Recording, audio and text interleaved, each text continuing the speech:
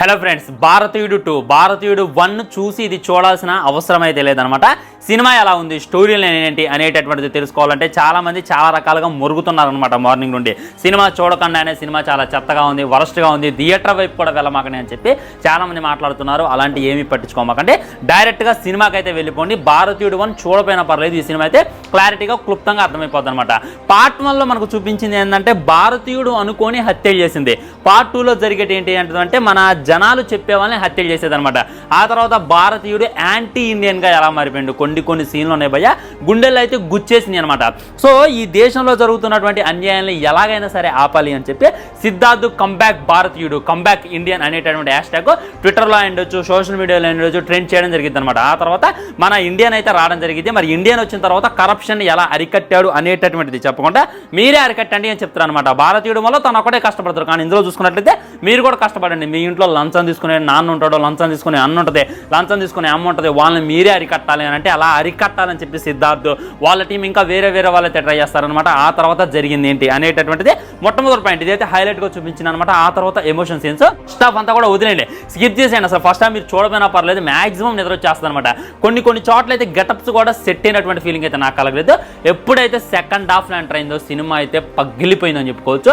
ఆ emotion scenes అప్పుడు ఇంకా సిద్ధార్థ్ అయితే అరిసి యాక్టింగ్ చేస్తారు అనమాట. బ్యా అని చెప్పి యాక్టింగ్ చేయాలి. కమల్ హాసన్ గారు అయితే జస్ట్ అలా నిలబడే యాక్టింగ్ అయితే ఇరగదీసేసింది అనమాట. మరి శంకర్ గారి మార్కు కాంటాలేదని చెప్పి చాలా మంది అంటున్నారు. క్లియర్లీ కానొస్తుంది భయ్య, సెకండ్ హాఫ్ కోసం మీరైతే వెయిట్ చేయండి అనమాట. సో జనాలకు నచ్చింది ఏంటంటే షౌరా అనేటటువంటి సాంగ్ రీసెంట్ గా సోషల్ మీడియాలో బాగా పాపులర్ అయిందనమాట. ఆ సాంగ్ ఎక్కడ కూడా సినిమాలో లేదు అనేటటువంటి డిసప్పాయింట్మెంట్. ఇంకోటి ఏంటంటే పార్ట్ 3 ఉంది అనేటటువంటి కంక్లూజన్ అయితే వీలైతే ఇవ్వడం జరిగింది. దీన్ని బట్టి కూడా కొంతమంది డిసప్పాయింట్ అయిపోయారు అనమాట. మరి పార్ట్ 3 కోసం ఈ పార్ట్ 2 చూసినట్టుంది, డైరెక్ట్ గా పార్ట్ 3 తీయొచ్చు అనేటటువంటిది చెప్పారు. సో సినిమా టైటిల్ పడగానే లేసి వచ్చేమాకండి పార్ట్ 3కి సంబంధించిన చిన్న టీజర్ అయితే పెట్టేటటువంటి ప్రయత్నం చేశారు.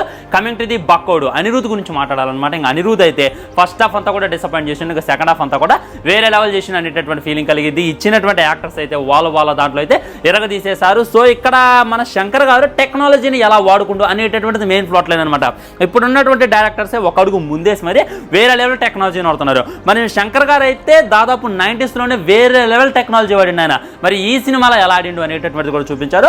సోషల్ మీడియా ద్వారా జనాల్ని ఎలా ఇన్ఫ్లుయెన్స్ చేయొచ్చు, ఎలా రెచ్చగొట్టొచ్చు అనేటటువంటిది చూపించారు. నువ్వు జనం కోసం ఫైట్ చేస్తున్నావా, జనమే నీకు యాంటీ అయిపోతారు, జనమే నీకు శత్రువులుగా మారిపోతారు అనేటటువంటి పాయింట్ కూడా చాలా అంటే చాలా నీట్గా చూపించేటటువంటి ప్రయత్నం చేశారు. నచ్చినటువంటి ఎలిమెంట్స్ కొన్నే ఉన్నాయి అనమాట. ఫస్ట్ హాఫ్ అయితే ల్యాగ్ రంబోలా, మన భారతీయుడు అక్కడక్కడ స్పీచ్ చేస్తుంటే చికాకు పుట్టింది అనమాట. ఇంకోటి ఏంటంటే వాయిస్ డబ్బింగ్.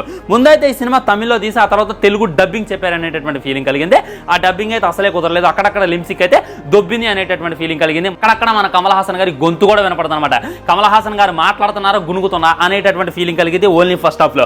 సెకండ్ హాఫ్ లోకి వచ్చేసరికి మన కమల్ హాసన్ గారికి అయితే ఏమాత్రం డైలాగ్ ఉండో, ఆ క్లైమాక్స్ ఏదైతే ఉందో కొద్దిగా సిల్లీగా అనిపించినప్పటికీ కొద్దిగా అర్థం చేసుకునేటటువంటి ప్రయత్నం చేస్తే చాలా బాగుంటుంది అనమాట. సో ఇంకా అది ఫ్రెండ్స్, రివ్యూ విషయానికి వచ్చినట్లయితే ఏది నాకైతే డిసప్పాయింట్మెంట్ అనిపించలేదు. ఒక ఫస్ట్ హాఫ్ వదిలేసి కొన్ని ల్యాక్ సీన్లు వదిలేసి ఆ కమల్ హాసన్ గారి డబ్బింగ్ వదిలేసి ఇంకా వంక పెట్టేటటువంటి ఫీలింగ్ అయితే నాకు కలగలేదు. అండ్ పార్ట్ 3 కోసం వెయిట్ చేసే అంత మెయిన్ పాయింట్ కూడా పెట్టలేదు అనేటటువంటి ఫీలింగ్ కలిగింది. కానీ ఇంకెవరో కొత్త క్యారెక్టర్ అయితే ఇంట్రడక్ట్ చేశారనమాట.